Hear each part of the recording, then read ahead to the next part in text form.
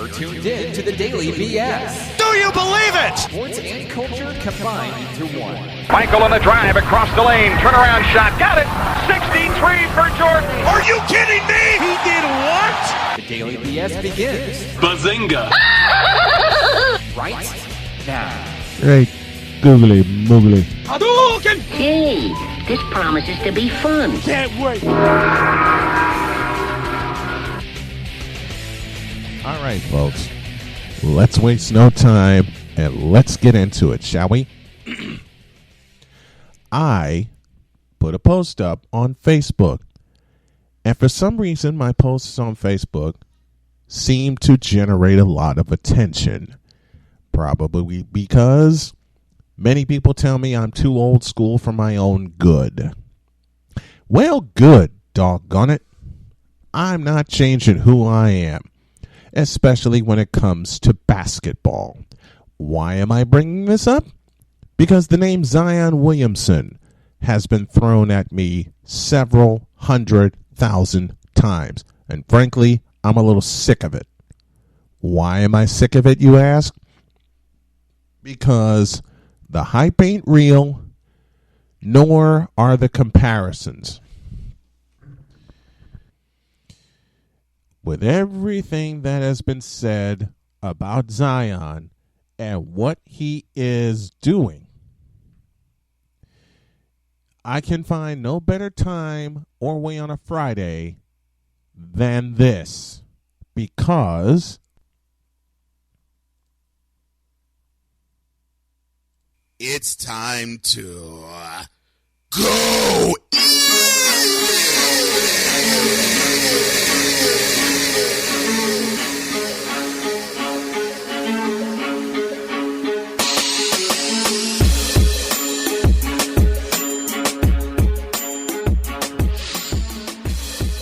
Okay, let's get into it, shall we? Zion Williamson, starting center for the New Orleans Pelicans, the man they jettisoned Anthony Davis for, the man that's going to lead them into the future, the man that's going to make New Orleans a permanent fixture in the Western Conference playoffs and could possibly lead them to an NBA championship. Well, old Snowman says, not so fast, my friends. Let's lay some ground rules or some ground statements. Zion Williamson is a fabulous athlete. Okay? I have not seen anyone that tall, that big, that mobile, that agile, and that lethal. All right? He's big. He's strong. He's bulky. He can play some basketball. Okay? He can play some basketball. And frankly, he plays it very well. Very, very well. But before you anoint Zion as the new face of the NBA, as the face that's going to bring the NBA into the future, hold your horses. Wasn't LeBron supposed to do that? And then he got usurped by Kobe Bryant and now Stephen Curry, who's returning, by the way. LeBron got usurped by Steph Curry. LeBron got usurped by Dwayne Wade. LeBron got usurped by Anthony Davis in many ways. And now LeBron is going to get usurped by Zion Williamson. Zion Williamson can be one of the greatest to ever play the game. And this is coming from a gentleman who was so old school, it's not even funny. But before we do all this anointing, before we put all of this pressure on this kid who is a good basketball player, someone posed a question to me. And that question was as follows. What does he have to do to impress you? Well, the first thing he needs to do is to lose a little weight. He's in New Orleans. He's in a place, he's in a city, I beg your pardon, where food is the primary thing. Anybody know about Fat Tuesday down in New Orleans? The next thing he needs to do is to develop some footwork. There was a game that he played against North Carolina last year at Cameron Indoor Stadium in which he blew out his shoe, had an injury, and it cost him the rest of his season. He shut it down and got ready for the draft. And we pretty much knew he was going to be the number 1 overall pick. We pretty much knew that going in.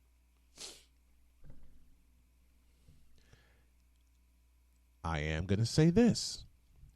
He is having a better start to his career than one LeBron James is.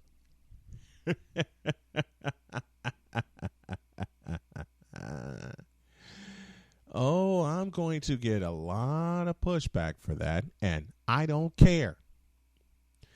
Matter of fact, I will say it again, and I will say it slowly. Now, for those of you LeBron stans, I want you to listen to me carefully. He is having a better start to his career, look at the stats, than one LeBron James is, the supposed king. And I still say supposed about LeBron after 17 years in the league, because to me, LeBron hasn't proven a doggone thing. LeBron has been eliminated from greatest of all time discussion. In my eyes, LeBron never came close, but I digress. Zion needs to drop some weight. He needs to develop some footwork. The third thing he needs to do is to develop a consistent jump shot.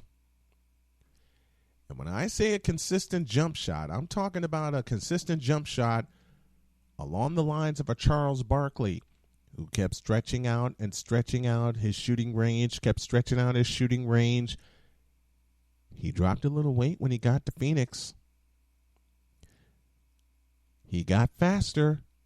He got smarter.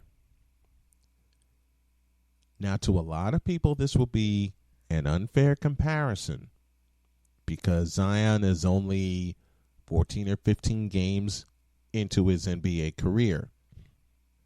But I'm going to maintain something that I've said. Actually, Gilbert Arenas said it first, which caused me to do a lot of video breakdown about Zion Williamson. Zion Williamson is playing out of position. I'll say it again. Zion Williamson is playing out of position. Why do I say that, you ask? Well, it's pretty simple. On a few trips up and down the floor, Zion Williamson stayed in the backcourt. He didn't even make it to the front court to play offense.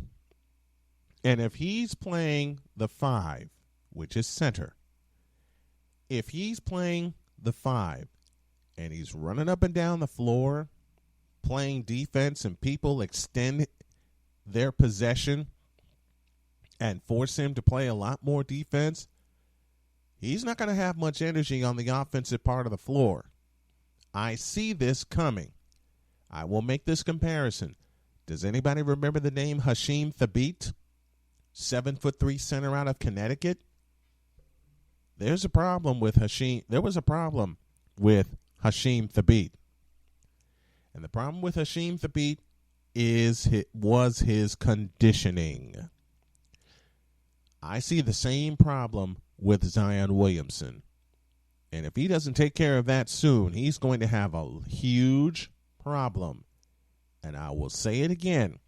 The biggest problem, aside of the footwork, which is going to be developed over time, aside of the consistent jump shot, which is going to be developed over time, with him dropping some weight, which is going to drop over time if he keeps running up and down the floor, The biggest problem that I see with one of the biggest problems that I see with Zion Williamson is going to be his conditioning.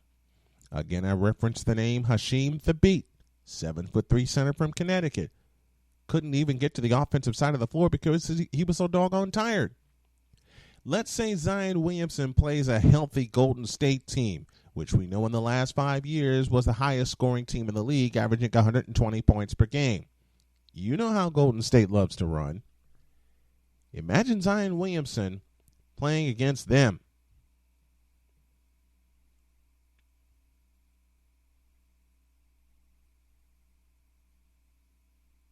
Imagine Zion Williamson playing against them. Huh?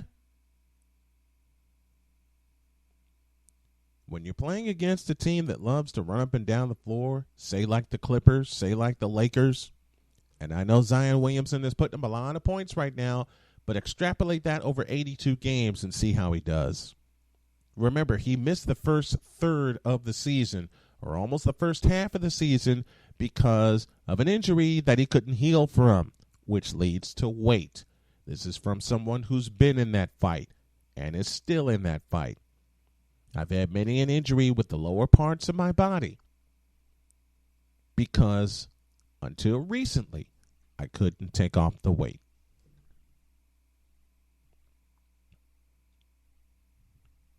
Because I couldn't take off the weight. I am not an athlete, nor am I claiming to be an athlete. Don't get it twisted. But I just see the same problem with Zion Williamson if he doesn't drop some weight and if he doesn't change positions. If he doesn't develop a consistent jump shot. Hell, if he doesn't develop a couple of good post moves.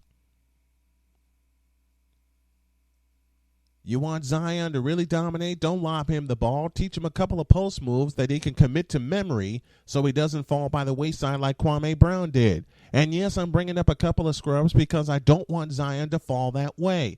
I don't want Zion Williamson to fall the way of LeBron James. Am I putting LeBron James and scrub in the same sentence? Y'all know me and y'all know this show. You do the math. I don't want to see Zion Williamson's career wasted because he could not get in shape, because he couldn't develop a post game, because he couldn't develop a consistent jump shot, because he couldn't work on his footwork. I do not want to see Zion Williamson go by the wayside.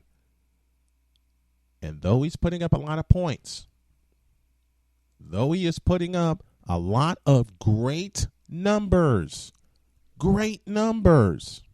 okay? He's putting up a lot of great numbers. Trust me, I know what I'm watching.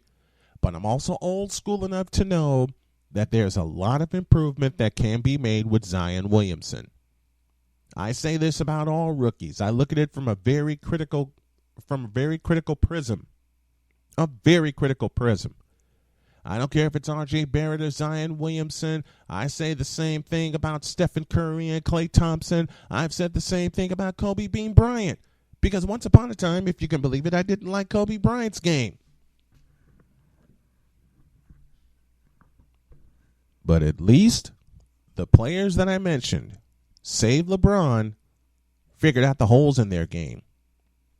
I just hope Zion does too before it's 4 years too late. Go!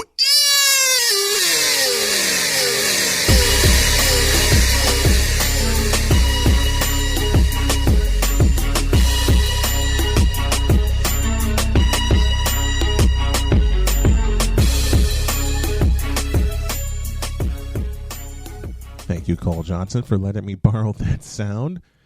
And if you have a subject that you want me to go in about, why don't you hit me up, snowmandigitalmedia@gmail.com, and use the subject Go In. Again, credit to Cole Johnson for letting me steal this idea and putting my own little spin on it. And Cole Johnson is the man in charge of On the Daily that precedes this show on the RTF Sports Network. I got to pause for a break, but when we come back, Sharif Ahmed will join me to talk some old school basketball. And believe me, y'all want to hear this conversation. Back in a flash.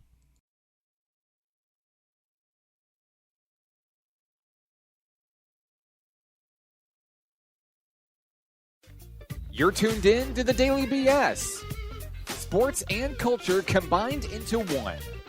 Welcome back to the program, folks. And there's a lot more that we have in store for you. So stand by and hold on. And let me bring in one of my other good buddies, the man in charge of Sharif Ahmed Sports Talk, the man Sharif himself. And he's on the line right now. How are you, my friend? Good. How are you, sir? Long time no hear. You're a busy man. And you're doing good things. I appreciate that. God, okay. Why do people get upset at me or folks like you and me when I said the All-Star game sucked? It did suck. and I remember. Go ahead. I understand them wanting to try a new method. I also understand them honoring one Kobe Bryant. I get that. I understand that. But playing to a score, first of all, you're biting off of Ice Cube's idea, and he patented it. Second of all, you're not giving him the credit for it. And third, the play for the first 3 quarters still sucked. It did. And you and I come from the same era. Mm-hmm. You know, I started following NBA basketball probably from the 85, 86 to now. Yeah. And when the All-Star game came about, it was an All-Star game. It was competitive. Yes. Guys went after it. We didn't have all the other side things like the celebrity games, the skills game. We just had a dunk contest, 3-point contest, All-Star game. And the All-Star game. That's it. Exactly. And the thing is about this All-Star game is that, you know, it used to be the fans voting the players in, but then now you get the 2 superstars from each conference get to handpick the team. There's players that are supposed to be in, that are not supposed to be deserving, that are on the All-Star team, while you have players that are deserving that are not on the All-Star team. Zach LaVine come to mind.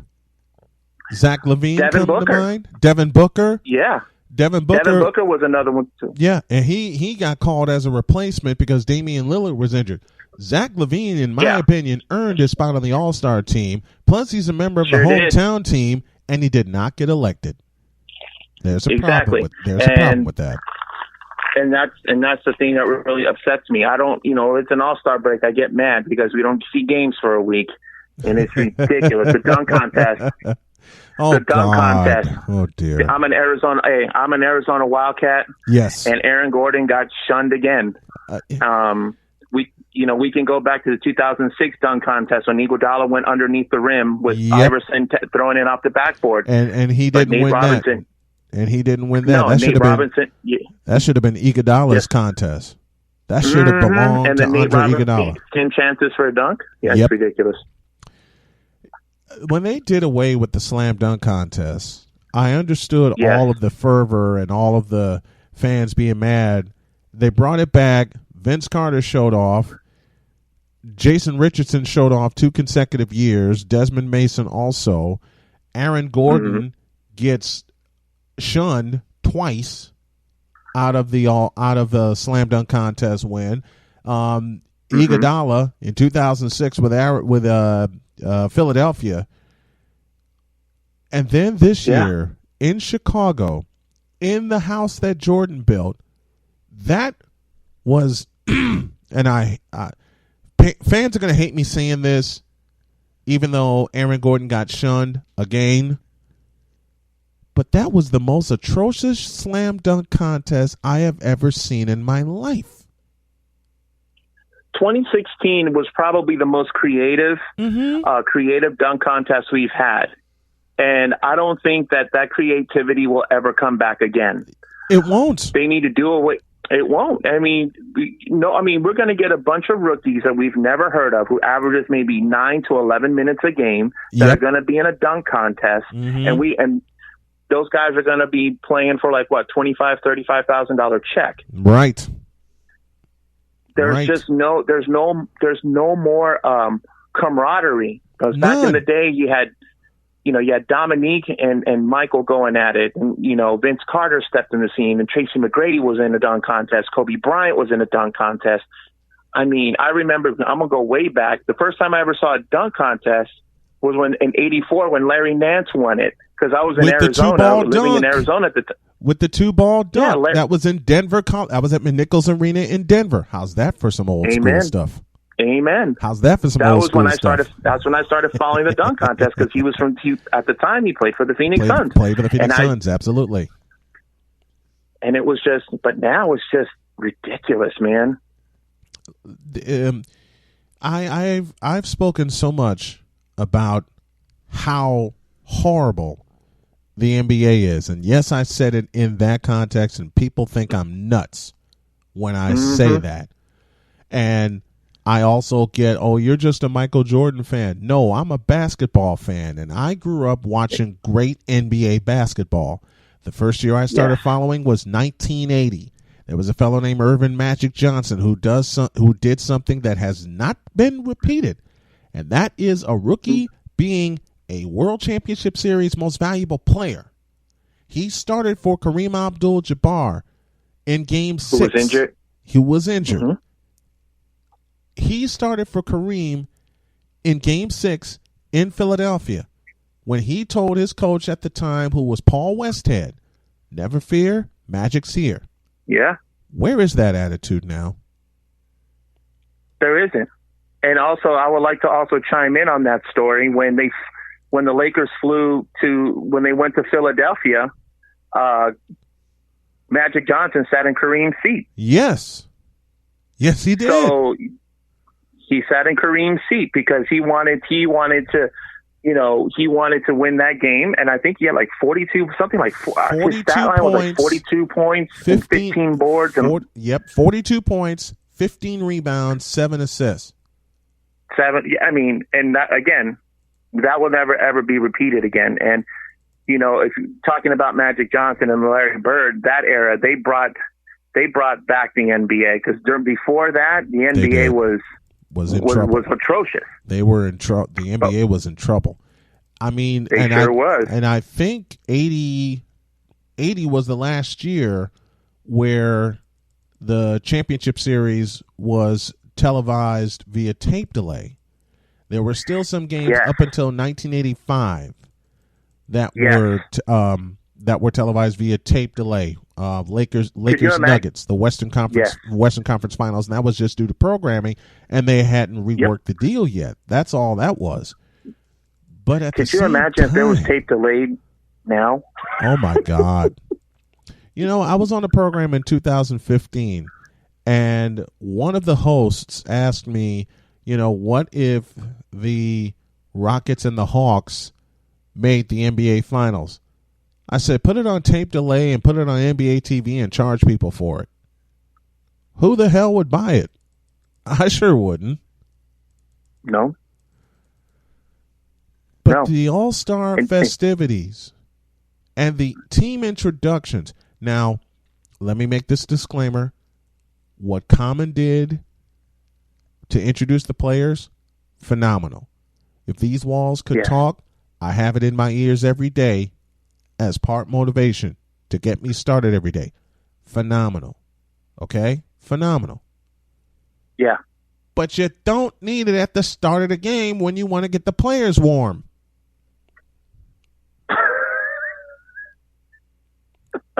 Yeah. Things have changed, man, and I have a fear. I have a fear that the league, as soon as once LeBron leaves the game, there's going to be a huge decline, like when Jordan left in 98, 99, and from 99 to maybe 2002. It was the time when the NBA just was not watchable. It was not entertaining. There was no polarizing players. So because Kobe really didn't become Kobe yet, because Shaquille O'Neal flanked him.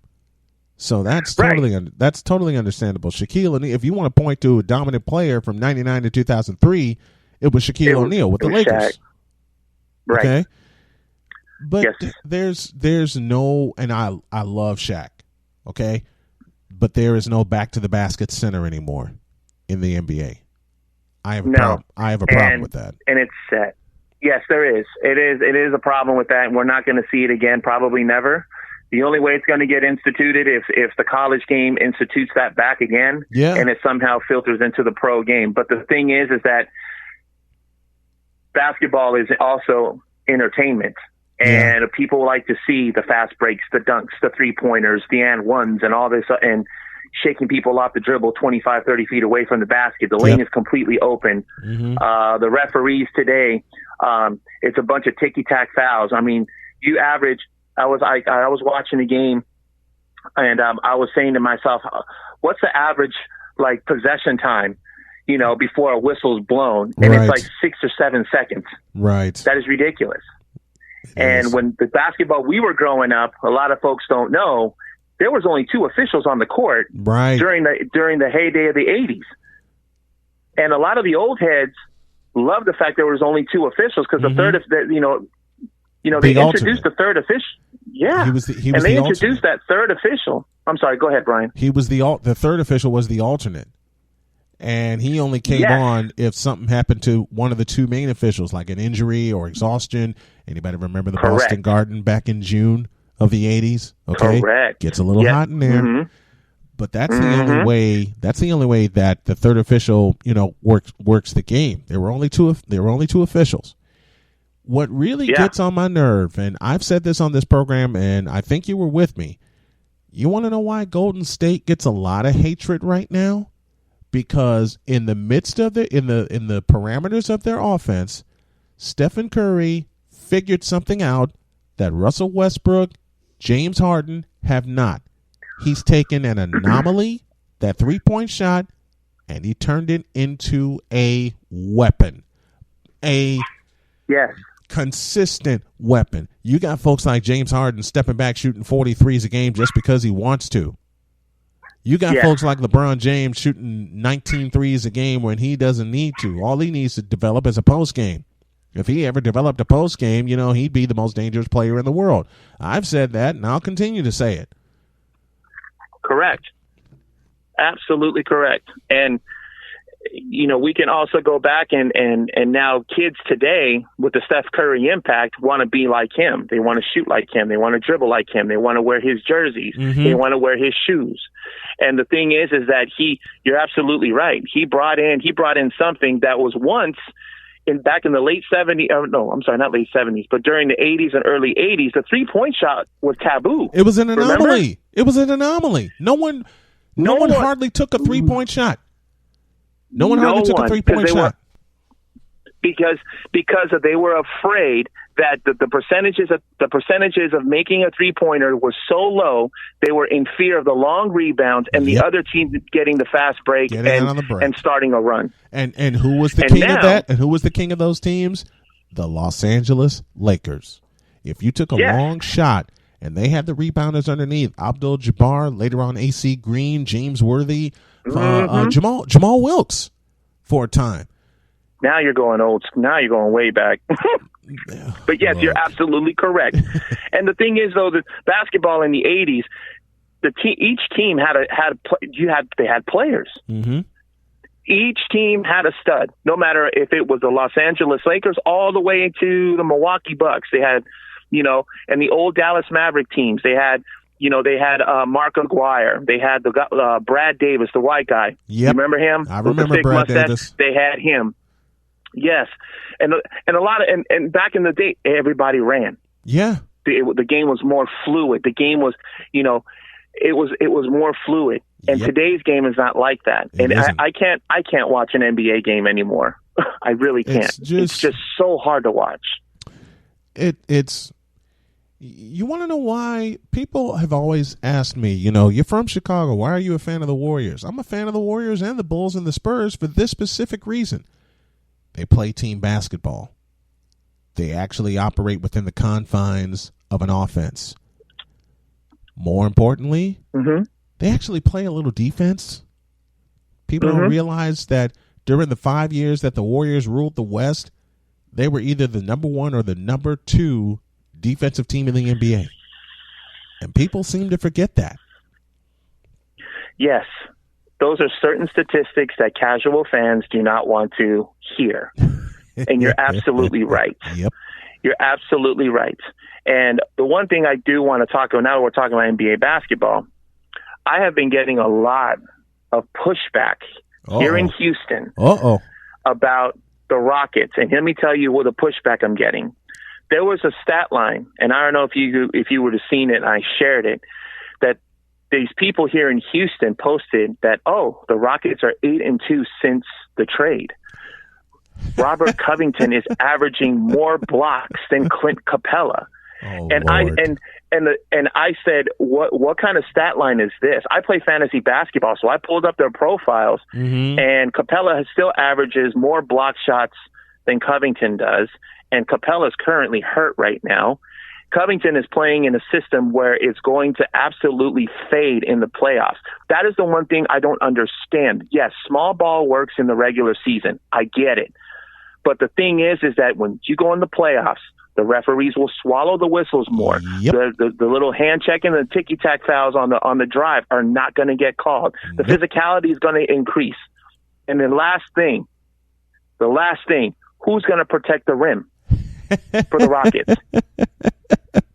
Tyson Chandler. No disrespect to Tyson Chandler. None. But you and I can probably beat him in a foot race, in a suicide right now.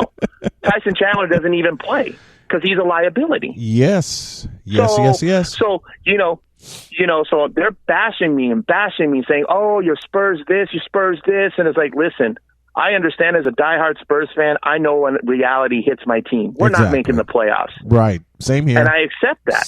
Same here. But the thing is the same here with the Bulls, the Spurs, and the Warriors. I follow all three. Bill Schoenig's a dear friend of mine, and I plan to have him on the show next week.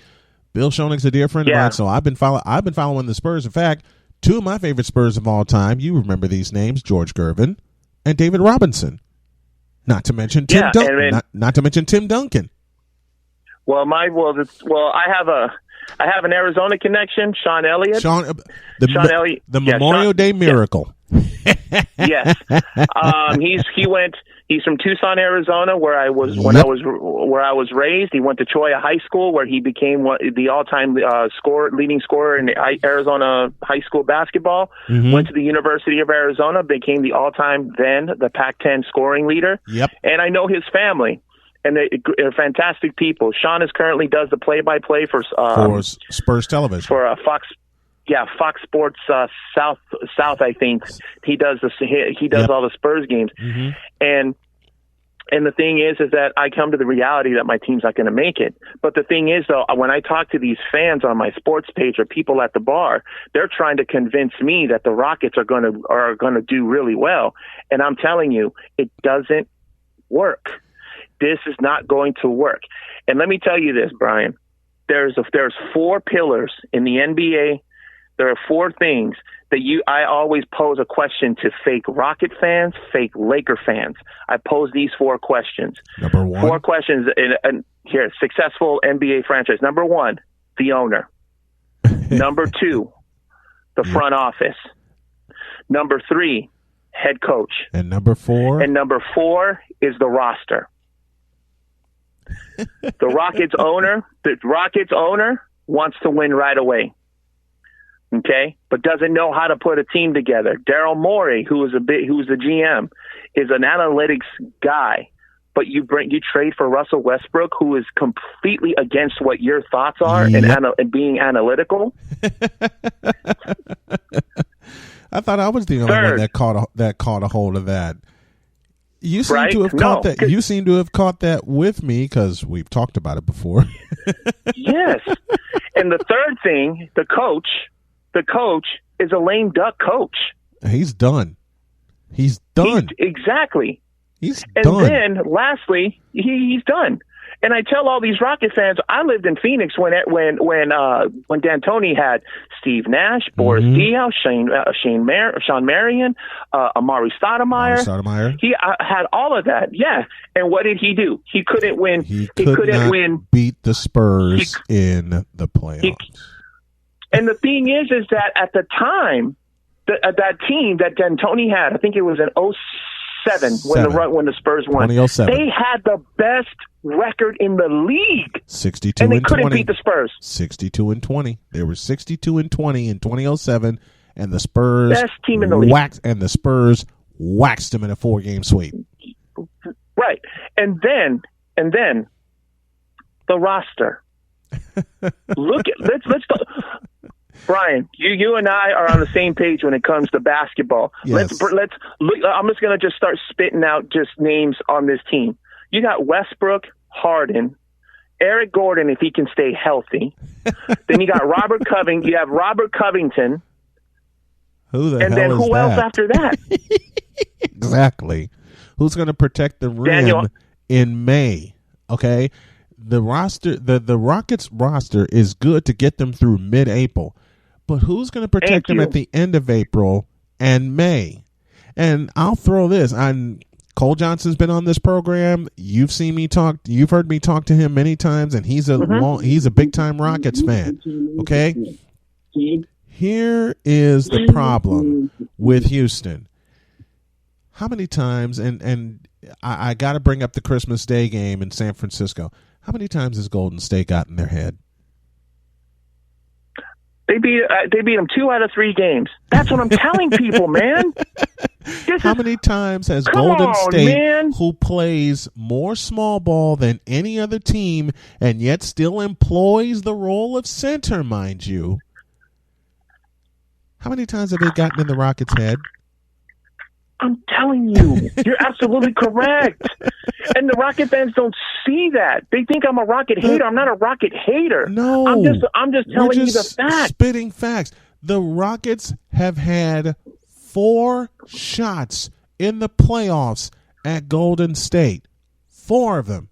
Lost in 5 games in 2015, lost in 5 games in 2016, lost in 7 games in 2018, lost in 6 games in 2019. And about those last two playoff losses, the elimination game occurred on the Rockets' home floor. And wasn't 2018 when Chris Paul, or was it 2018 when Chris Paul went down and they were up 3-2? Chris Paul, yep. They were up 3-2.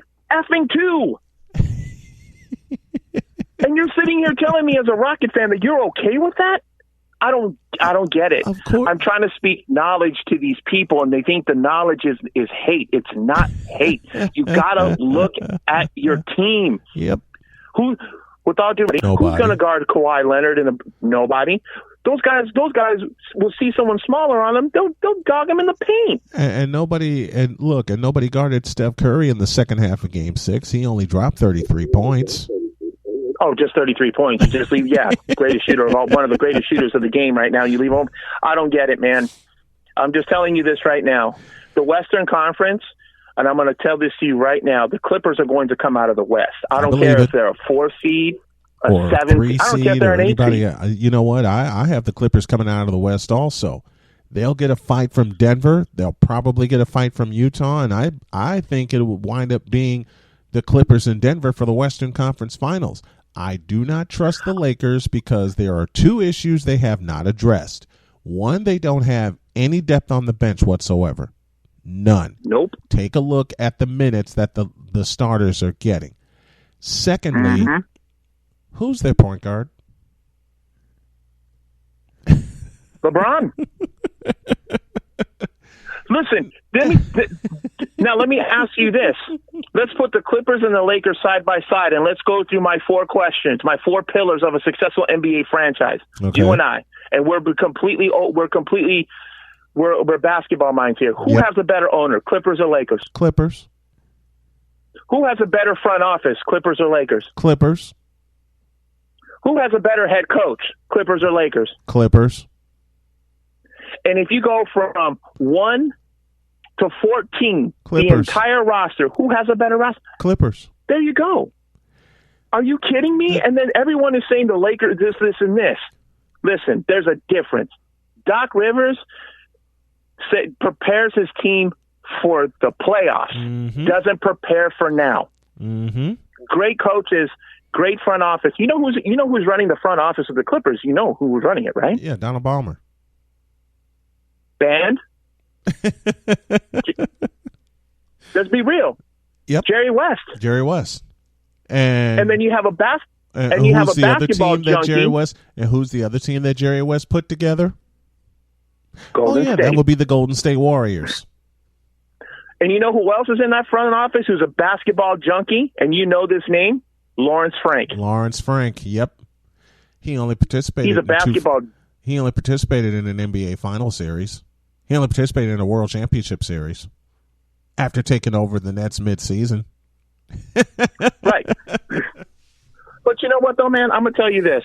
It's going to be interesting right now that the All-Star break is over, and we're going to see these teams come up. Oh, and yeah. let me tell you one team that's really, really, really surprised me and is currently in the eighth seed in the West. You know who that is? The Memphis Grizzlies. They're playing with house money, man. What have I said about my 49ers all year? They're playing with house money. Memphis is in the same here role. We go. Memphis is in the same role. I'm making this analogy. Memphis is playing with nothing but house money right now. No one expects them to make the playoffs, but watch, they're going to get in. They're going to get in.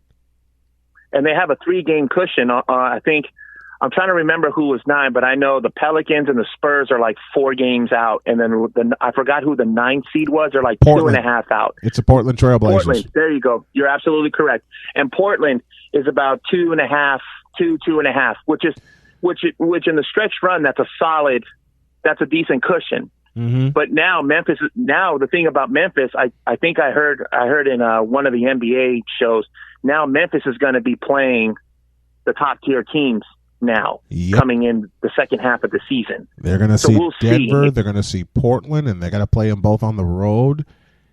I just hope, and I hate to say this, and I know I'm going to get a lot of pushback for this, but I don't care. I hope a team puts the Lakers out of their misery so they can actually learn how to put a decent team together. Because this ain't it. You're absolutely correct. And you know what? Mitch Kupchak did put a good team together. Mm-hmm. Mitch Kupchak hired a coach for that young team. Okay? And again, everybody, these fake Laker fans are telling me that wasn't listen, you had Lonzo Ball, Brandon Ingram, Josh Hart, and then you had the Zubac kid, the 7-foot skinny center. Ivica Zubac. Now, yes, Ivica Zubac. You had that was a young core. They brought in a young coach. Mm-hmm. LeBron then comes into the fold and with that group. And all hell breaks loose. Right. But the thing is that when he came into that team, the team was complete, and adding LeBron on there, they were a 4 seed. Mm-hmm. Okay? Now, instead of him dismantling the team, they should have added more veteran pieces to that young core. Yep. And they had a lot of money in the cap because now you're spending money on those. Oh, I forgot to add Kyle Kuzma. Yeah. There's your 5. And you cannot add to that. Instead, he liquidated those assets to bring in an Anthony Davis, who is on the final year of his contract, and he has already made these cryptic messages that he wants to go back home and play. You just brought my next point. You just brought my final point. I'm going to have you on more often to talk some NBA and also talk some NBA fantasy as we come down the stretch here, if you're interested. Yes, sir. Listen, I'm a fantasy junkie. Then we will talk. Anthony Davis will not stay beyond this year in Los Angeles. Why, you ask? I agree. He wants to go home. Home in Chicago. Chicago. Thank you. He wants to go home. Yes, sir. They liquidated all of their assets because LeBron told the front office to do that, to basically get Anthony Davis on a rental. And the Bulls have one of the youngest teams in the NBA. They're going to make a coaching change. They're going to make a GM change. And as soon as that change is made, they're going to roll out the red carpet for Anthony Davis. I just want to make a huge shout out. Wants to come home. Yeah. Anthony Davis wants to come home. He sure does. And I want to make a huge shout out to an Arizona Wildcat who's currently on the Bulls team, Laurie Marketing. Arizona Wildcat. I love Laurie. I love Marketing. I absolutely love Laurie Marketing and what he does. You know what? They have the point guard in the future, the Bulls do, in Kobe White. They just need to give him the ball. Yes. Zach LaVine is there. Mm-hmm. He's their captain. He's their leader. Bring Anthony Davis home. Watch. You're foaming at the mouth right now, I know. Dude, bring Anthony. He's not the only, and I will say this. He's not going to be the only big man on the move out of the West. Or one's going to move out of the West and into the East. The other's going to move within the West. And I'm putting this rumor out there right now, which means a rumor can be absolutely wrong, and I understand that. But I don't think the Golden State Warriors are done dealing with the Minnesota Timberwolves. Here's what I'm thinking. Karl Anthony Towns will come to the Bay. That's a good one.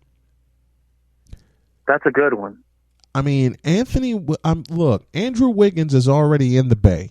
They made the move at the trade deadline and got him for D'Angelo Russell. Who's to say that's a good one that Karl Anthony Towns will not get out of Minnesota?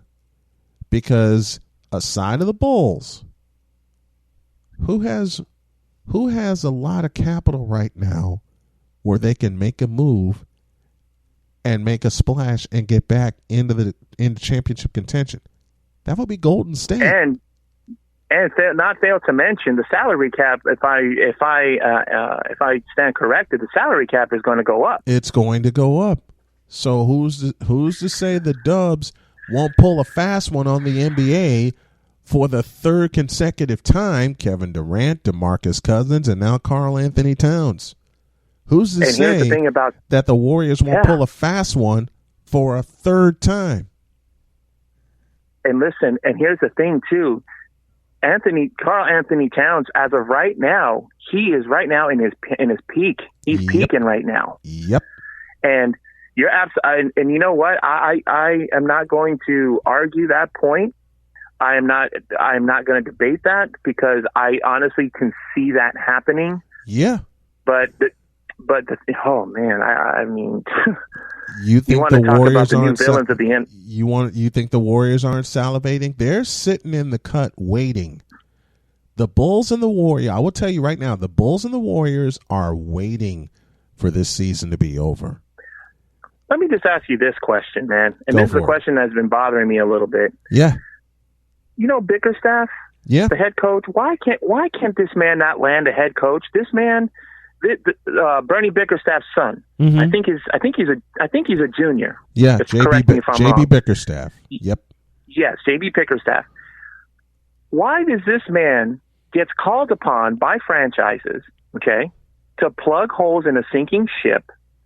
He gives them what they want. He keeps the ship afloat, keeps the team at 500, or, he might win like 2, 3, 4 games over 500, but doesn't land a job. I don't get. I mean, am I wrong on that? Not at all. He's young. He's young. He comes from an incredible. I mean, Bernie Bickerstaff. I honestly think Bernie Bickerstaff should be in the Hall of Fame. Anybody remember the Seattle Supersonics and the way they were coached by Bernie Bickerstaff? Yes. Bernie's that old head that drops knowledge. Bernie's old school. JB Bickerstaff is just called on, unfortunately, to plug holes, and that will change. You want to know something? He needs to get a job. You know what? I'm throwing rumors out there like these smartasses that are going to, throw something under the you know how people are in the comments section. You know what they're going to say.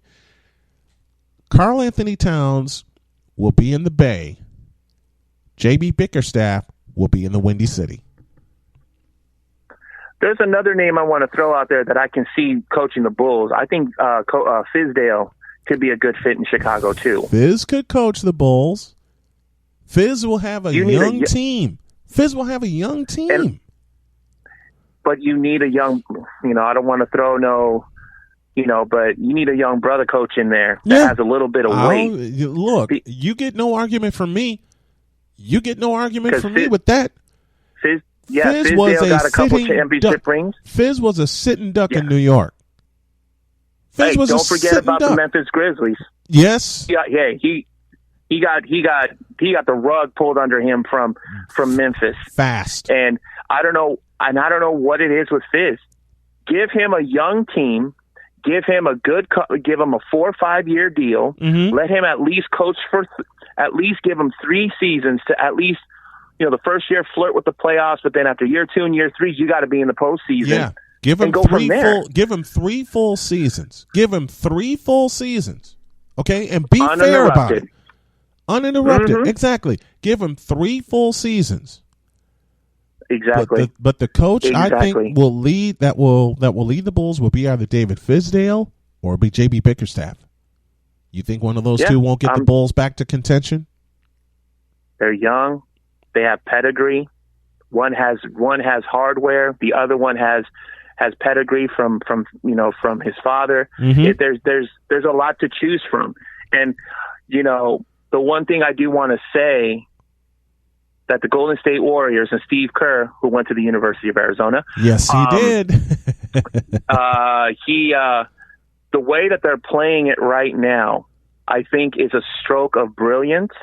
Mm-hmm. No one is talking about them. Nope. They're not making a fuss up. They're not making no excuses for their injuries. None. They just opened a brand new arena. Uh-huh. And no one has said anything about them. And that arena is dynamite. That arena, the Chase Center, y'all, is dynamite. It's dynamite. And I've been to San Francisco once before. I think it's off of Pier 39. I think off the pier, ain't it? Yes, it is. Yeah, and I don't know, Brian. It's going back to what we touched on before, man. It's just like these fans are just so. They're just so blinded. They're not educated. They're not educated. Yes. They're not educated. How many times have we said that? They're not educated. They are not educated at all. One final point. Can we please, Adam Silver, you have a job to do. And the job is this. Please bring back the Seattle Supersonics. Yes. Can we? And the only here's the thing. Dear God, please. Please. There's one team that they should entertain to bring back to Seattle, and I just think that there's one team out there that will benefit from that move would be the Sacramento Kings. Really? Take the Kings out of. I would take the Kings out of Sacramento and make them one. It's not a free agent destination. Yeah. No free agents want to go there. But see, here's the problem. Here is the problem with moving the Kings. They just opened the Golden One Center. If they were still playing at Arco Arena, here's the fans are rabid the fans are rabid in Sacramento, and I expect Sacramento to be competitive in a couple of years. I really do. The mind of Luke Walton is going to get them back to the playoffs, and 1 year within the next 4, it'll be the Battle of Northern California when you see the Sacramento Kings and the Golden State Warriors play in the Western Conference Finals. The team that should go back to Seattle is the team that was snatched from Seattle, and that's Oklahoma City. The OKC Thunder, the Oklahoma City Thunder, since 2012 has not done a damn thing. They choked a 3-1 lead against Golden State. If they beat Golden State in that West Finals in 2016, they're sealed in Oklahoma City. You would have to start from fresh.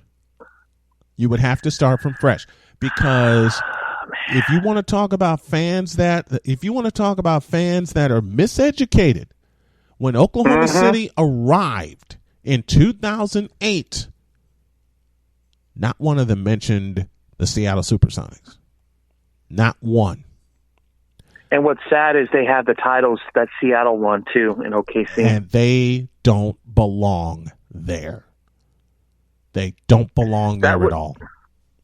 That would be nice if somebody can swoop that up, just like what the Rams did. Clay Bennett and David Stern started talking after Hurricane Katrina in 2005. 3 years later, we got a team in Oklahoma City. Nobody sees anything wrong with this picture? Nobody sees anything wrong with this? Yeah, the Hornets were playing up there, weren't they? They were the New Orleans Hornets? Yep, they were the New Orleans, Oklahoma City Hornets. Because New Orleans needed somewhere to go after Hurricane Katrina in 2005. And this is what gets on my nerves. David Stern saw the supposed, and I truly mean this, supposed potential of Oklahoma City to grow a fan base. That fan base is all in Oklahoma. Every other team in the NBA, including the Nets, including the Clippers, including the Lakers, including the Timberwolves, have fans all over the country. Oklahoma City does not. Since Russ left. Exactly. Think about it. They do not have the fan. They do not have the growing fan base that they expected since 2008. And now with them being in their 11th season in Oklahoma City, who the hell is watching them? Let's be real. Let's be totally real. I'll bet you if they were in Seattle, there would be a ton of rivalries for the Seattle Supersonics. I can't call them Oklahoma City. I mean, Adam Silver needs to make two moves. One of them I know is going to draw some controversy. The first move, take Oklahoma City, tell them hit the road, and they're going back to Seattle.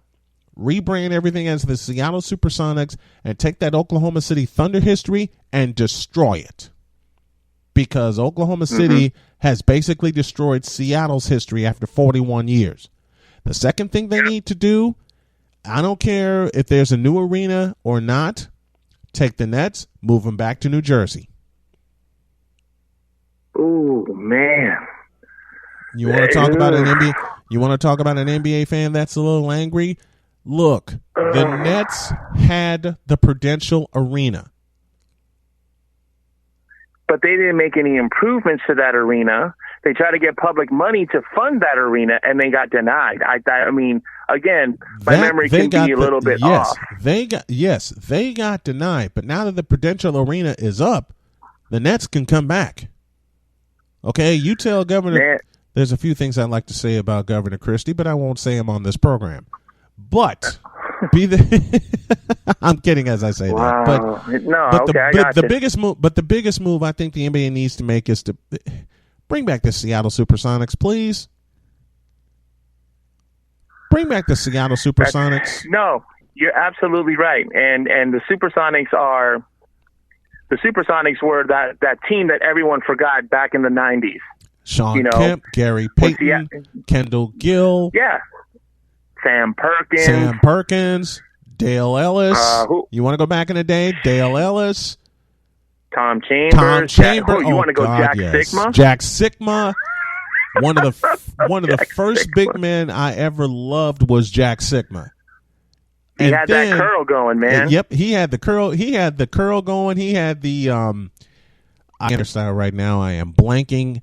He had mullet. Thank you. That's the exact word I'm looking for. Normally, my wife looks at me for the word, and now I blank out. But he had the mullet going, which means Larry Bird later on had the mullet going. All kinds of stuff, man. All kinds of stuff. Yeah. I mean, because they used to play in the Kingdom. Yes, indeed. Didn't they? Yes, they did. They shared the Seattle Center Coliseum and the Kingdom. Who says they can't get funding? Well, there's one private investor now that wants to build the arena for them. Make the vote happen, y'all. Please. Well, another thing too with the Key Arena is that they also put some money into that because they want to also attract a hockey team out there. Oh, they got the hockey team. The hockey team has been granted. Now let's bring back the Sonics. Yeah, I think we should. The hockey team has been granted. Okay, Ray Allen's legacy is entrenched in Seattle, even though he started his career in Milwaukee. Ray Allen's legacy is entrenched in Seattle. Gary Payton, Sean Kemp, all in Seattle. Don't forget Kevin Durant was drafted by the Supersonics. Yep, Kevin Durant also. You know something? If they brought back the Sonics, Kevin Durant's out of Brooklyn. Who's to say Kevin Durant's not out of Brooklyn? In a heartbeat. Or screw it. Or just screw it. Just take the freaking Nets and move them out to Seattle. Just move the Nets out to Seattle. Golly, we can talk, man. We can talk this junk forever. Because the thing is that you and I see eye to eye on basketball in reality to the fact that we look at it from from the business perspective. Yep. And the reality of it. Yes, you're a fan of the team, but a true fan understands when your team is not good. A true fan understands the game and the teams in it. You know, and I've mentioned I've mentioned the Spurs. I follow them. One of my dearest friends in broadcasting is Bill Schoenig, the fabulous radio voice of the San Antonio Spurs. He'll tell me straight up that the Spurs aren't making the playoffs. And you're supposed to be a fan of your team. This is coming from a guy whose favorite voice, God rest his soul, was Jim Durham. Jim Durham was my Bulls voice for years. Yeah. Back in the day. And then yep. Yeah, it's just Jim Durham and Johnny Kerr. Jim Durham and Johnny Kerr, man. Yeah. It's going to be one hell of a stretch run, man. And I can't wait till the seedings in both Eastern and Western conferences start to come to fruition, and we get to see who, and then get an idea where they're going to go. Yeah. And it's going to be the playoffs are going to be fun. Yeah, they are going to be fun.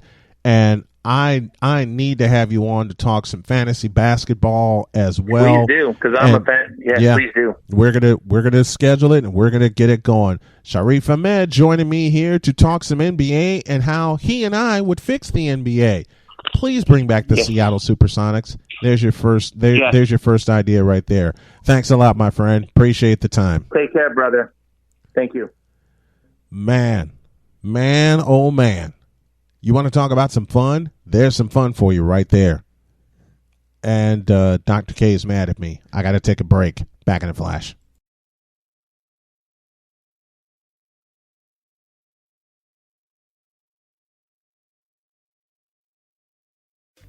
You're tuned in to the Daily BS.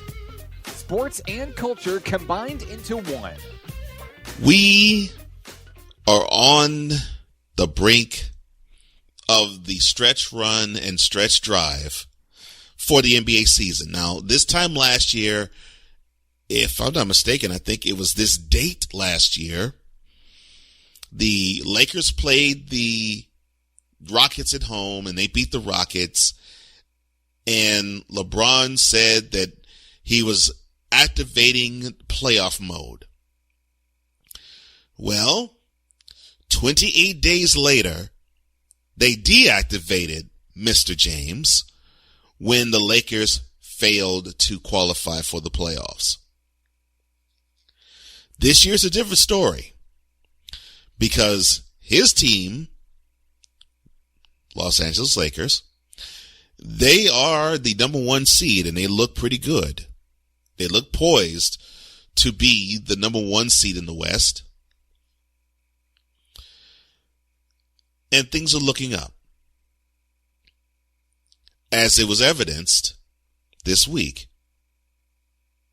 But of course, we know that we have to always talk about this guy because when there's another day, there's another LeBron James conversation being brought up. So right now, let's get to it. Bronxexuals, this is your time to shine. Leg out. In a world where partial greatness is celebrated and total greatness is shunned, there stands to be a figure on the lips of those who love him and those who hate him. The inane comparisons to Michael Jordan and Kobe Bryant continue and has existed since 2003. There is no end in sight, for the battle between those who unconditionally love and unconditionally hate him wages on. These are their stories. Welcome to the Bronxexual Confessions. So Sunday, just so you know, bronsexuals, I give you the positive too. So they played a game against the Celtics. And of course, this is the rivalry of all of the NBA. Even though it's okay, it's not really all that stellar now. Not like it was in the 80s or even the turn of last decade, but I digress.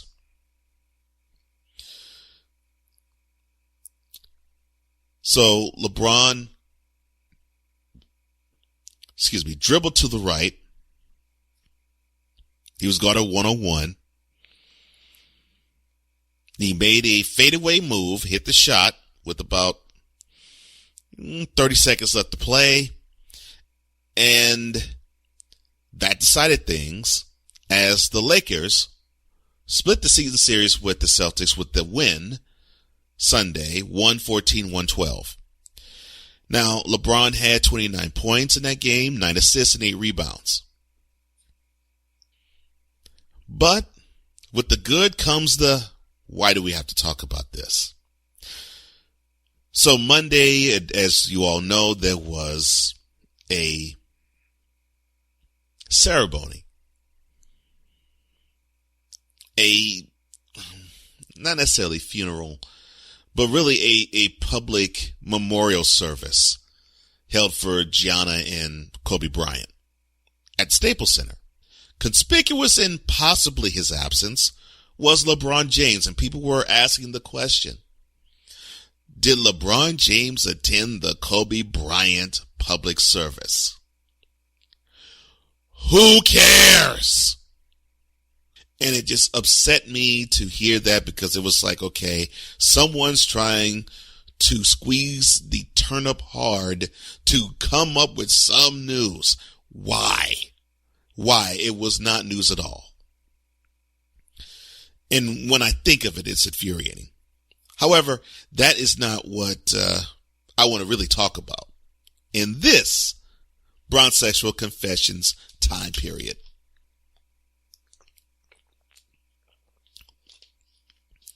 So I had a conversation with a bronsexual,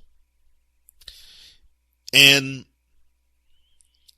this bronsexual was loud and proud. I mean, just very proud.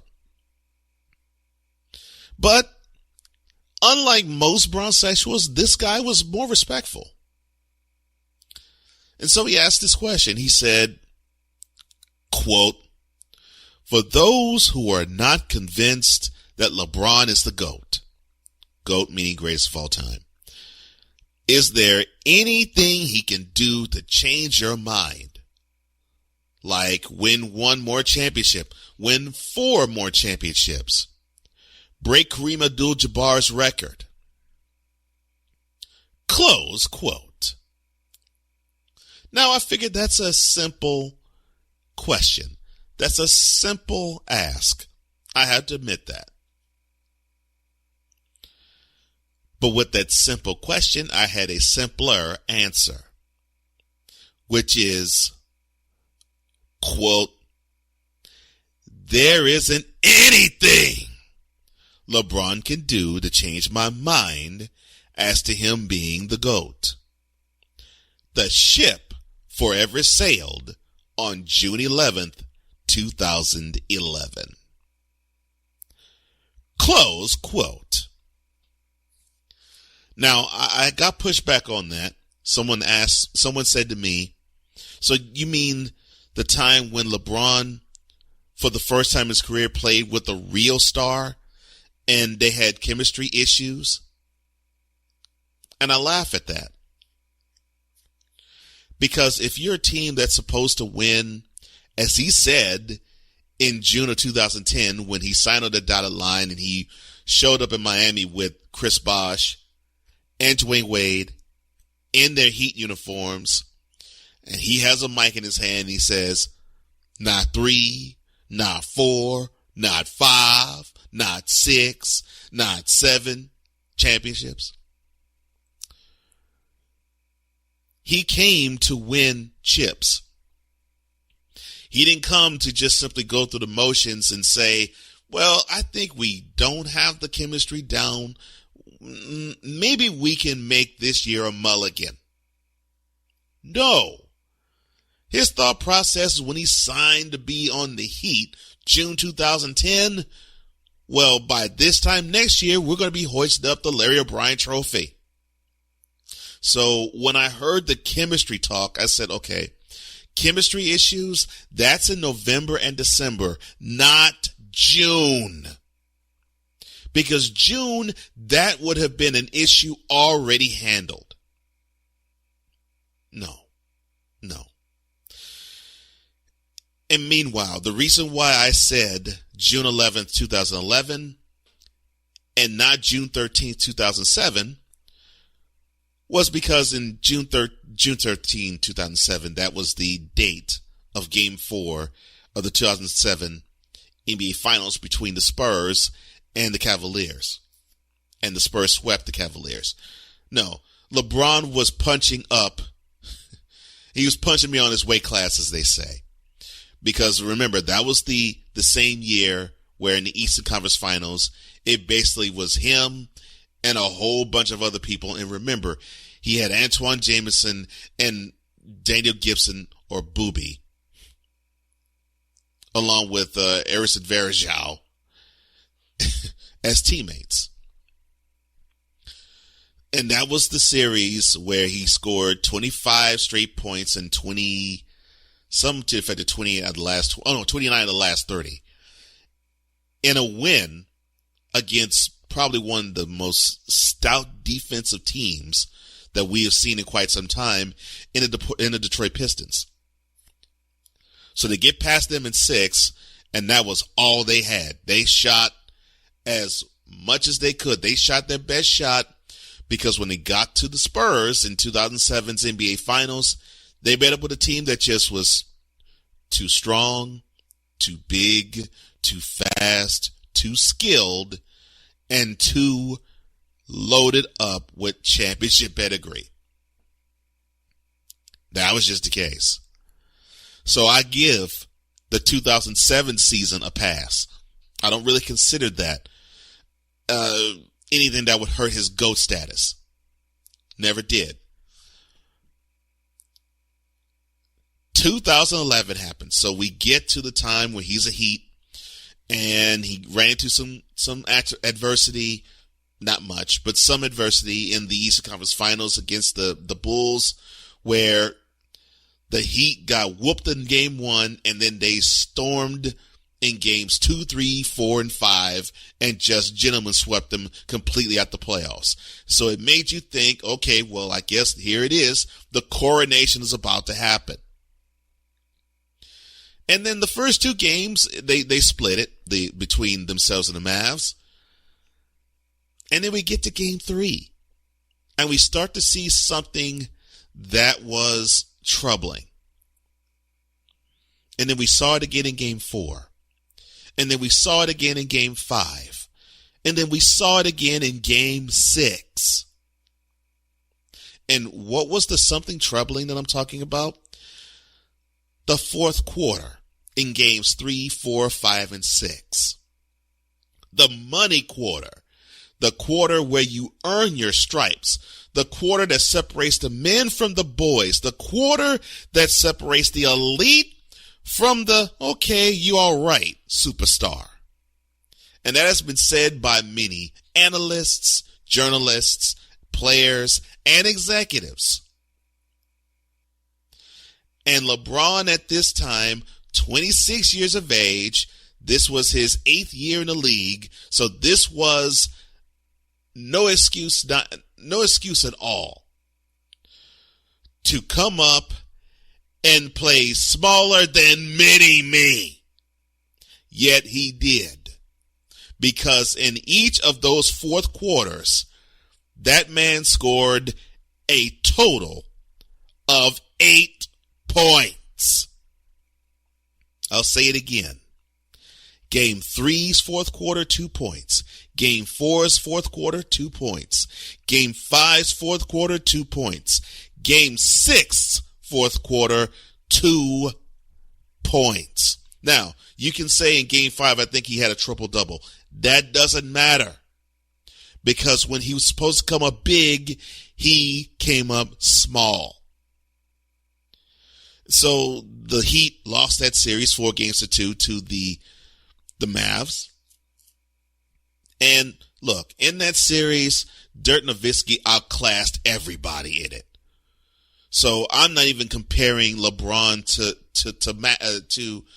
to Dirk in that series, because Dirk played out of his mind in that playoff stretch.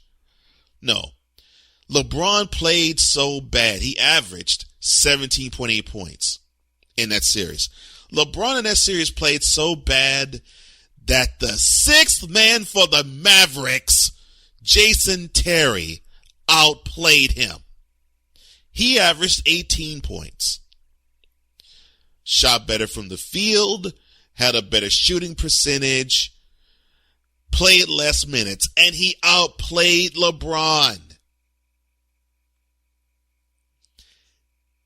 So if you ask me why I don't ever consider, why I will never consider, and why I will not change considering LeBron James to be the greatest of all time, look at games 3, 4, 5, and 6 of the 2011 NBA Finals. And there is where LeBron James's candidacy to be the greatest player of all time in the NBA died. And it is forever buried. You can whimper, you can cry, you can say foul, you can say I'm being harsh, you can say I'm being unfair, you can even call me an F. Bronner. I don't care what you say. Those stats in those 4 games, especially those key 48 minutes that I just laid out for you, is the reason why I will never consider LeBron James to be the greatest basketball player who's ever played in the National Basketball Association. Because there was one moment, or I should say 4 in this case, where he came up so small.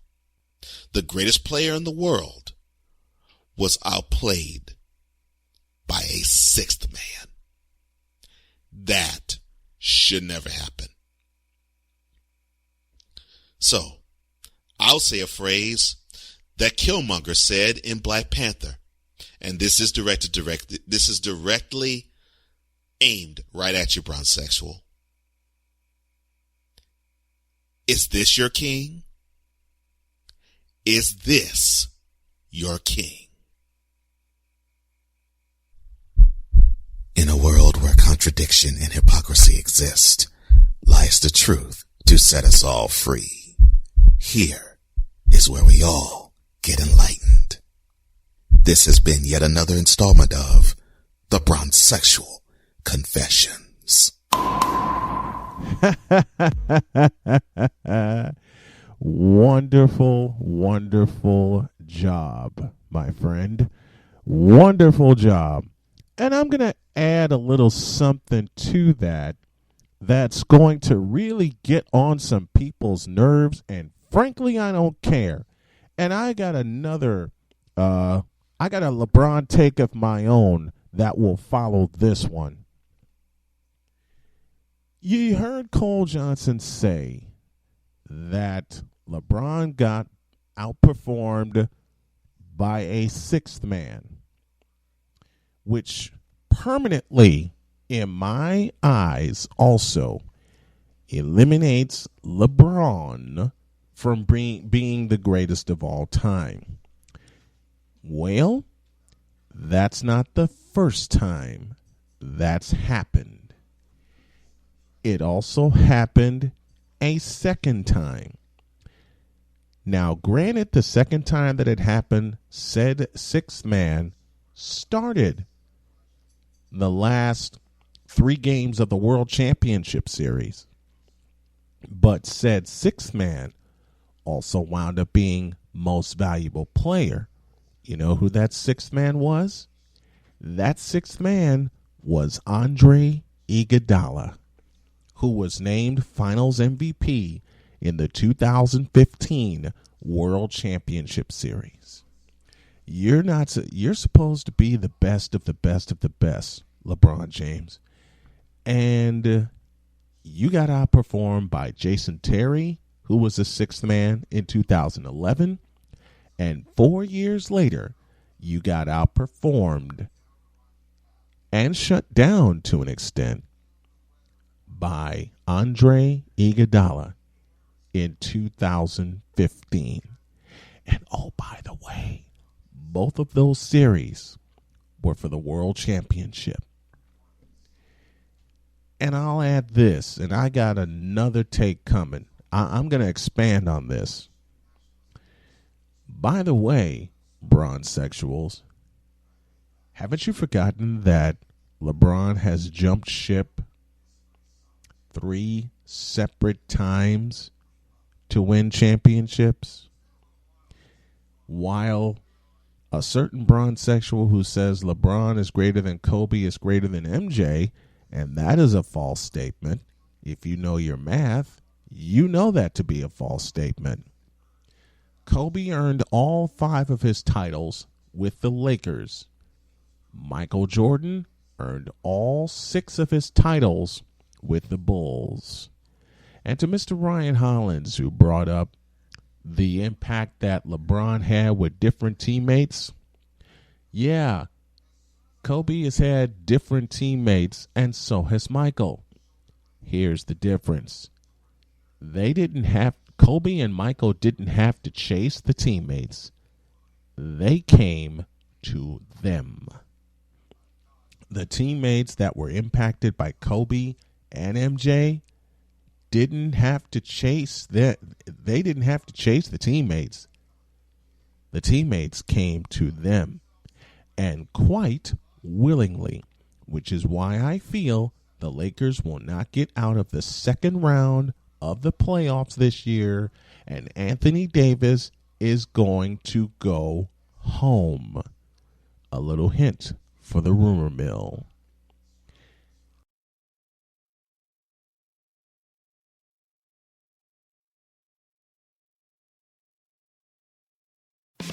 You're tuned in to the Daily BS.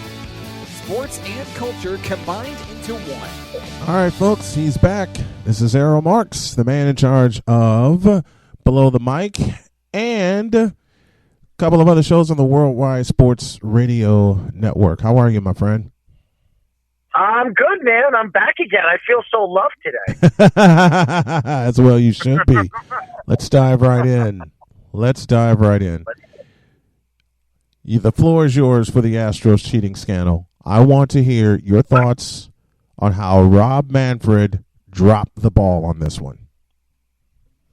You know, it's interesting because I thought Rob Manfred is one of the best commissioners in professional sports until this particular situation. You look at the Astros as a whole, as an organization. They have been a good team for the last 4 years. Mm-hmm. Just imagine how many years they've been cheating. This has not been going on 1 year in 2017. This has been going on since 2016. And the same Astros team and the same GM that complained about the St. Louis Cardinals, that had the St. Louis Cardinals GM or vice president of player personnel fired and arrested for stealing things on his computer, is absolutely appalling. Because when you look at the Astros as an organization, you would think class. You know what I mean? When you think of the Astros, you think of Altuve, Correa, Springer. You talk about a classy organization until you heard that. And then you look at the background of this team and this whole buildup of what happened over the last couple of years. And listening to Mike Trout explains everything. And even Giancarlo Stanton the other day, getting interviewed about this whole situation, he said that if I knew a pitch was coming, I would hit 80 home runs a year. 80 home runs. Yeah. So you know the advantage of a player, especially a hitter of that magnitude, of an Altuve or a Springer or a Correa or whoever's at, or arguably one of the best third basemen in baseball in Bregman. And my thought to this whole situation, and I'm not talking as a Yankee fan, and a lot of people are going to say, well, you're a Yankee fan, that's why you're going to say this. I speak as an analyst, and analytically, to me, when you look at this whole story, this is even worse than the whole Pete Rose situation. Mm-hmm. And you talk about Bud Selig, and Bud Selig was the guy that would not let Pete Rose back in baseball. But they have his baseball bat. They have his jersey. They have the baseball. They have even the base that he stole that gave him his, gave him that, I forget what it was, in the All-Star game when he hit the catcher and knocked the catcher out. They got all his stuff in the Hall of Fame. But they don't have his plaque and him. Yes, exactly. But you have Bregman, who is arguably one of the best third basemen in baseball, who was up for MVP last year, who is not suspended. They're not touching these guys. No. They're not touching any player on the Astros. None. And that, to me, is the most appalling thing, because I really think when you think of an organization, you talk about Goodell with the CTE and all the things that he was trying to hide all these years. Right. Not paying the players, not helping them with their benefits, and all that other stuff. This is even worse than that. Because, and I know everybody's going to say, well, how could you say that? It's CTE. These guys are getting brain damage. Here's the thing. Baseball is what? America's pastime, right? Mm-hmm. And you look at football, and in the last 15, 20 years, football has been the number one sport in professional sports here in America. Yep. And then you look at baseball, how quick and how grown some of these young athletes, when we talk about Mike Trout, Aaron Judge, Bregman, you have now Yordani Garrett Alvarez. Cole, yes, Alvarez, and all these guys we talk about, all these great superstars, and how baseball has transitioned from the strike in 1994. Mm-hmm. And then you see Bud Selig. Everybody wanted Bud Selig out because he was a terrible commissioner. He's the one who allowed. He's the one who allowed steroids, and then he took shots at really burying Alex Rodriguez and Manny Ramirez and David Ortiz and all these other guys, all these superstars, right, because they were doing steroids. Meanwhile, he knew all along that they were doing steroids. Mm-hmm. But he didn't want to take responsibility. And now you have guys like Barry Bonds and Roger Clemens, arguably two of the best players at their position in history, sitting, looking out from the Hall of Fame. Right. Because of steroids. All right? To me, it's appalling when Rob Manfred goes up there and he speaks about baseball and fans, that they should not say anything, that he did the right thing, and he thinks that he's doing the right thing for baseball, and he's helping the integrity of the game. How are you helping the integrity of the game? I don't understand what he's trying to say. And you want to know something? It's funny because the players now, remember, baseball, the CBA is going to be up in a year. Yeah. The CBA is up in a year. And what is going to happen in a year from now? What's going to happen now is the players are going to look at this whole big picture with the whole Astros scandal and say, could we trust this commissioner? Could we trust the owners of the league and agree to terms with them, knowing that they agree with Rob Manfred, or they're letting Rob Manfred get away with this? Who pays the commissioner? The owners do. Who pays the commissioner? The owners do. And the fact that the owners are sitting back and letting the commissioner of baseball say, well, I'm just trying to help the integrity of the game. I did what was right. I fired the coaches. I'm the one who fired the GM. Well, he didn't fire, but he's the one who suspended the GM. Mm-hmm. He suspended the coach. And then he comes back and he says, well, what do you want me to do? What do you want me to do to the players? How could we suspend the players? What could we do? Here's what you could do. You can, and I said this on your last show. Yes. I would take their 5 best players and sit them out for 30 or 40 games. Mm-hmm. And what does it do? What does that do? It puts them in the same hole the other teams were when they were cheating. Okay? Yes. They've been cheating for years. How many times, how many teams, how many seasons did they screw out teams from making the playoffs? Just think about it. Yeah. How many teams were screwed out of the playoffs because of the Houston Astros? And that to me is the most devastating thing as a player, and I'm not even a major league player. If I were to sit back right now, and I'm not even talking about Aaron Judge being screwed out of an MVP because he was. Altuve should not have.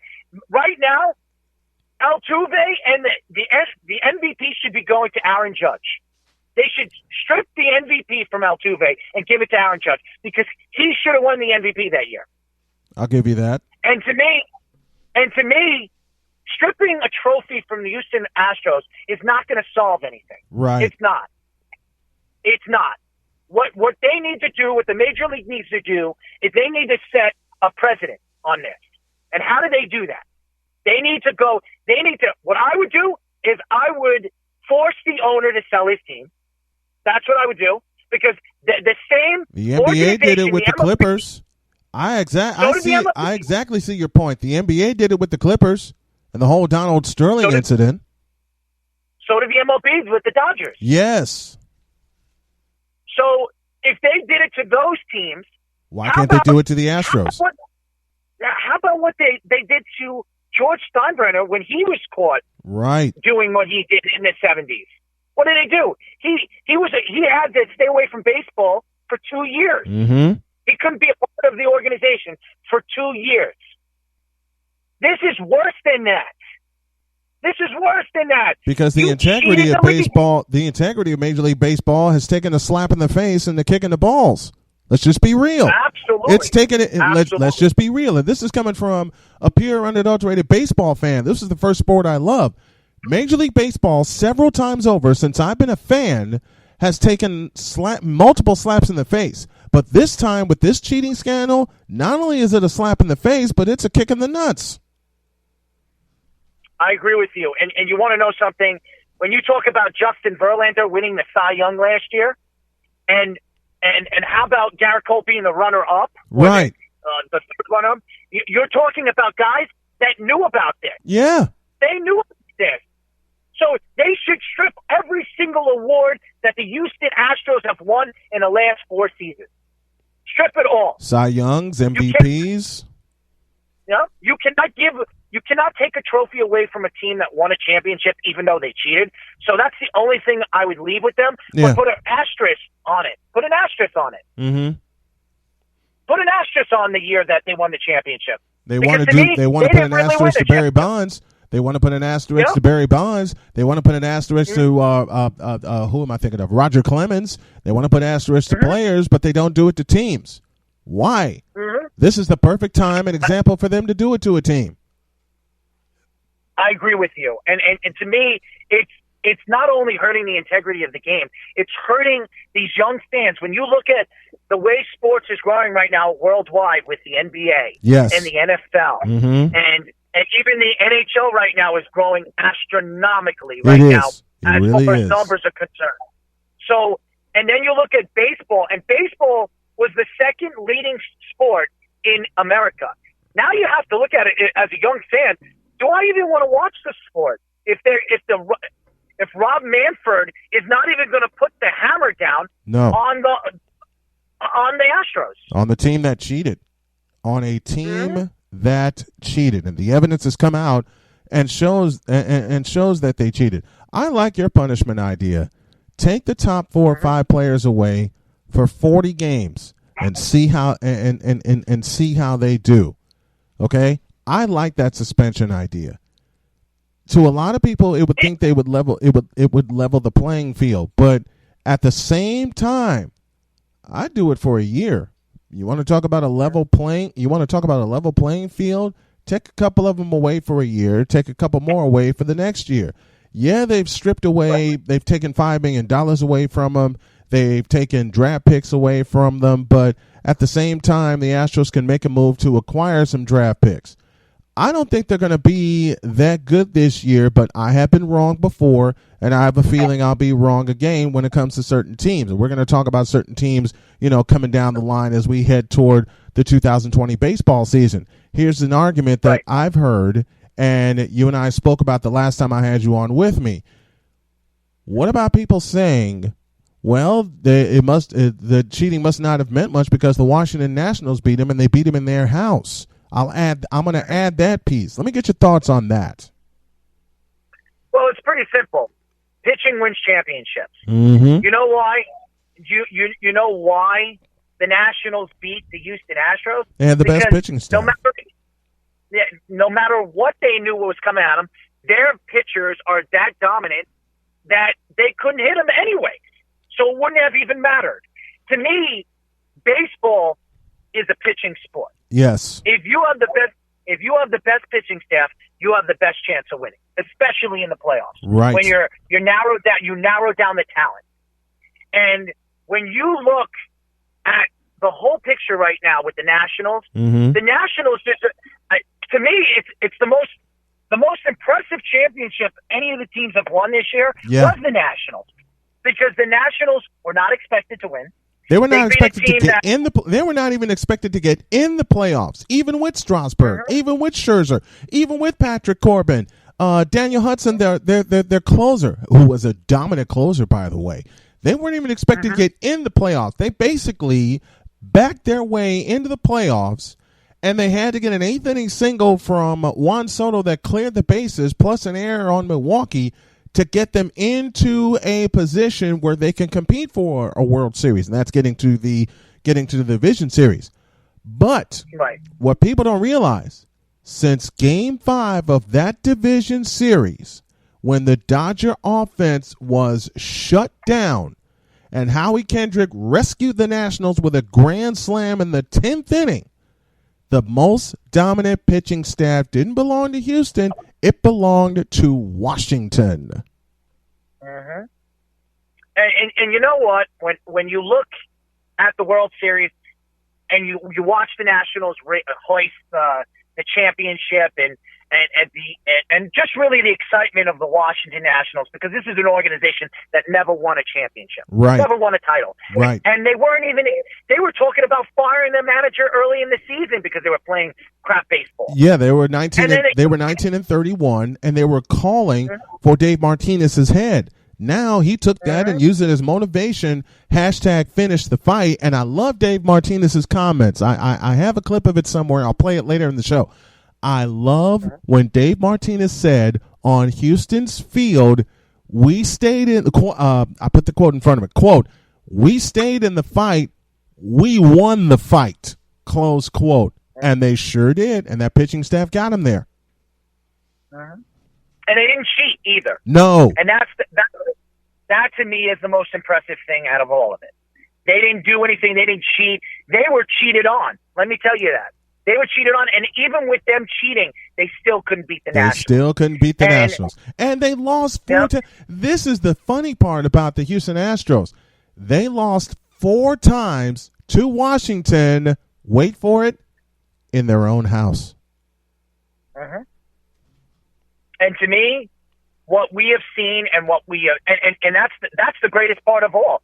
They were cheating in their house and only in their house. And they barely lost in the playoffs at home, the Astros. Yeah. Until they played the Nationals. Absolutely. And to me, that was the most impressive thing. And everybody says, well, if the Nationals could do it, why couldn't the Yankees do it? Why couldn't the Dodgers do it? Well, they didn't have the pitching. They didn't have the pitching. I said this a couple weeks ago on the show. They did I'm so sick of Dodgers fans saying, well, we should have won. We should have won. You got your ass kicked in your house by Washington because they had something you haven't had for years. It's called pitching. You're right. And to me, when you look at the whole big picture with the Houston Astros, it's really despicable. And I'm sorry. This is just as bad as the steroid scandal. Yep. This is just as bad as betting on baseball, because you're cheating on baseball. You're not betting. Pete Rose didn't bet against his team. He bet for his team to beat the other team. Okay, so he wasn't planning to lose that game. Right. Okay. Right. So they cheated on baseball. They cheated many different teams. not just the teams that were in the playoffs. Mm-hmm. They cheated teams that didn't make the playoffs. Right. Because how do we know what the Astros record could have been if they didn't cheat? Right. They've been cheating the whole season. We don't know what their record could have been. We don't know if they would have even made the playoffs. Mm-hmm. So they probably would have finished. me, They probably would have finished behind the Oakland A's, who were fast, who were coming on strong to absolutely try to take that top spot in the American League West. Who knows how many wins? And you just made a great point, and I love that.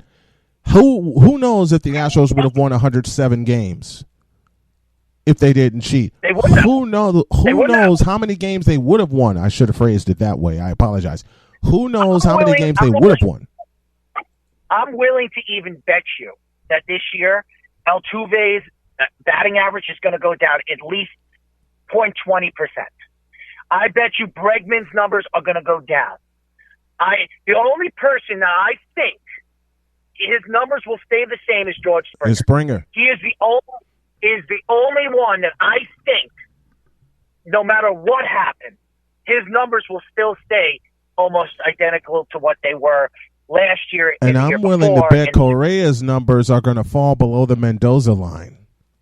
I'm willing to make that bet because since 2015 against the Royals, when he kicked that double play ball that should have finished the 8th inning against the Royals in the division series and given Houston that series win. I don't count 2017 now, knowing what I know. Correa's been awful. He's been flat out awful. Terrible. Absolutely terrible. Horrendous. When they were talking about him being the next A-Rod. To me, when he was drafted, everybody, this is a guy that was, the number one pick in the draft? Yes. And everybody was saying that this guy was going to be the next big superstar at the shortstop position. Him and Altuve are going to dominate the middle infield in baseball for the next 10 years. And to me, I would put an asterisk on Altuve's numbers, Bregman's numbers, and Correa's numbers. And to me, I just think it's a complete joke that when we talk about, everybody talks about the Yankees being the evil empire. Yes. And the Red Sox being what they are, they bought their championship. How about cheating? Yeah. How about their championship? How about stealing more than signs and cheating to win your championship? To me, you could buy your championship. You spend the money. There are teams out there now. Baseball, it's all about a luxury tax, and if you go over the luxury tax, you got to pay the league. And the league takes that luxury tax money and they give it to the teams that don't have the money that the Yankees, the Red Sox, the Dodgers have.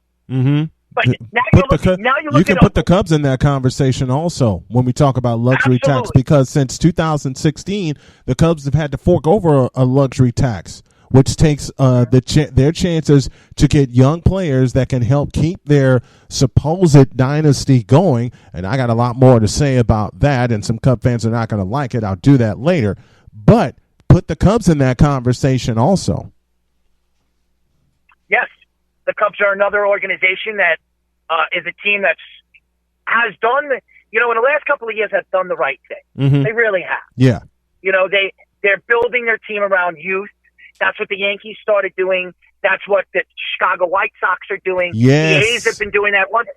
And I love what the A's are all about. You know why I love the A's? Because no matter who the A's put on the mound, who they put at first base, second base, third base, outfield, they play hard. They play hard. They play hard. I just wonder, had they caught the Astros, this would be an entirely. I really believe, had the A's gotten into the postseason, or had the A's survived their wild card game this past year, I beg your pardon, they lost to Tampa Bay. Had the A's survived the wild card game and somehow gotten by Houston, this conversation would not even be had, in my opinion, and Mike Fiers would have kept his mouth shut. And Mike Fiers was on that Astros team in 2017. He knew what was going on for the past couple of years. which brings this question to mind, and here's where we'll close until next time. Why did he take so long to say something? It's a good question. And here's the thing. How long has baseball known about this? Right. That's the question. You know? So I think baseball has known this for years, and they haven't done anything. Because no harm, no foul. That's the way they look at it. And to a point, with Manfred dropping the ball, they still haven't done anything. I agree with you. To me, it's a joke. Right now, Rob Manfred should be ashamed of himself because he's got an outcry of players. Your best player, Mike Trout, coming out and saying what he said about baseball. LeBron James speaking up about baseball right now, that he's got to do something. There are other players, other sports speaking up for what the Astros did. And Manfred's not going to do a thing. Come on, let's be real. Manfred's not going to do a thing. And I will tell you a theory that one of my good buddies, Cole Johnson, a friend of the show, and I'm going to have him on a little later. Here's my theory, and here's his theory, and a couple of others have expressed this to me as well. You know why they're not going to suspend any of the players? 2 reasons. 1, it'll hurt the players' bottom line, and 2, in Manfred's mind, not mine, but Manfred's mind, it'll hurt baseball's bottom line if we don't see them suspended. And it's to a point now where there's an over-under of how many Astros players are going to get beamed this year. As an astute baseball mind like you, I know you caught that. Oh, I know. And I'll tell you this. By the way, I want to apologize to the fans. I'm in a car wash. But I am an Errol in the car wash. The E-Train in the car wash. The E-Train in the car wash. Gotta love it. But I will tell you this.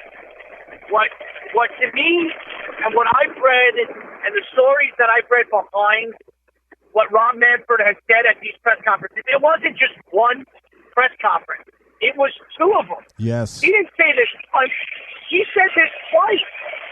And to me, when you have Brian Cashman coming out and sticking up for the players and the players' union, to me, that's saying a lot about not only the Yankees, but it's saying a lot about the league. Mm-hmm.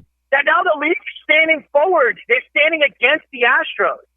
And to me, not only are they going to be beat, they're going to be booed on every single field that they walk on.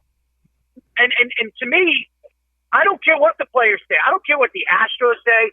I don't care what the players that are not even playing in the major leagues right now, like LeBron James is saying. To me, this is a disgrace to professional sport because these players are making millions upon millions upon millions of dollars, and to cheat the fans and really cheat the younger athlete that is trying to get into professional sport in AAA and AA, it's appalling. It's an absolute appalling situation. Do you know how much AAA players are making? Not as much as major league. Not as much as bench players are making in the majors. Not as much as them. Right now, if you do the investigation on it, the average professional AAA player is making no more than $40,000. $40,000 a year. These are guys that might never step foot on a Major League Baseball field for their career. And then they have these guys that are all talented in the world trying to find ways to cheat, to be better, to win awards, to be better than the better teams in the league. When everybody compares the Astros to the Yankees and the Red Sox. And I'll tell you this right now, the Red Sox cheated too. They cheated too. Yeah, they did. And it's going to come out even more because I believe that the stories are going to come out even more in the next couple of months. The next couple of months that the Red Sox were cheating as well. And the Red Sox are going to get zapped just as hard, if not harder. And think about this, and we're coming up on a break here. Think about this, and I'll leave you with this thought. Think about this. The Red Sox are going to get zapped They're going to get zapped harder, and this is coming right up on the 2020 Major League Baseball season. And if you want to throw it back to Rob Manfred, he's getting a big fat curveball to smack out of the yard. My question is, will he take it or will he swing for the downs with the Red Sox? I think in the long run, the way baseball is pushing this and the way the fans are pushing this, I think eventually Commissioner Manfred is probably going to step down for as the commissioner of the league. Yeah. Because this is now tallying not only through Major League Baseball. This is tallying through all the professional leagues. You have soccer players from overseas talking about this. You have NFL players talking about this. NBA players talking about it. Heck, even NHL players talking about this right now. And to me, if Manfred isn't going to do anything about it, well, guess what? The fans will. The fans will. So to me, you can write all the stories you want, and Manfred could say whatever he wants that he thinks is going to help solidify what he is saying about the Houston Astros. Here's my answer. Here's my question, and I'm going to leave you on this to Rob Manfred.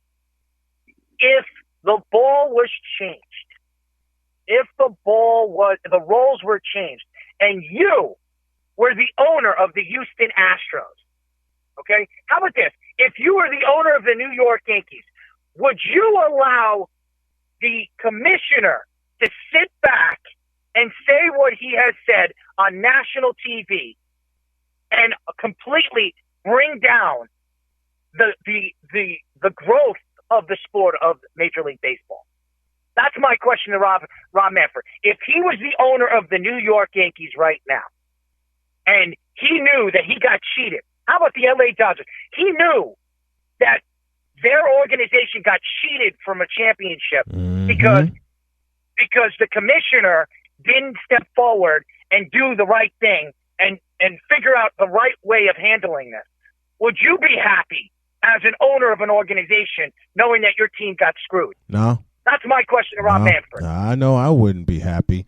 That's the E-Train. Errol Marks joining me here to talk Astros scandal.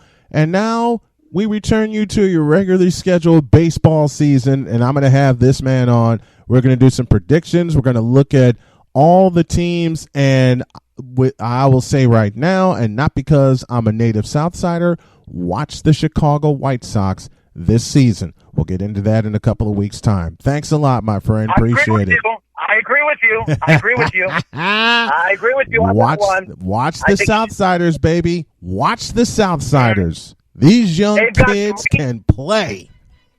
They've got 3 young players right now that are going to be superstars in the league. 3. And one is coming back. And one is coming back from Tommy John surgery. Thanks a lot, my friend. Appreciate it. Thank you.